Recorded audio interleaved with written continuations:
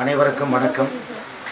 எலச்சிபாளையம் எளிமேடு பகுதியை சேர்ந்த ஸ்விக்ஸம் அமைப்பின் சார்பாக நாங்கள் வாரத்தில் 2 நாட்கள் ஒரு கதையை 2 நாட்கள் ஆக்கி நாங்கள் கூகுள் மீட் என்ற இணையதள வழியாக நடத்தி கொண்டிருக்கிறோம்.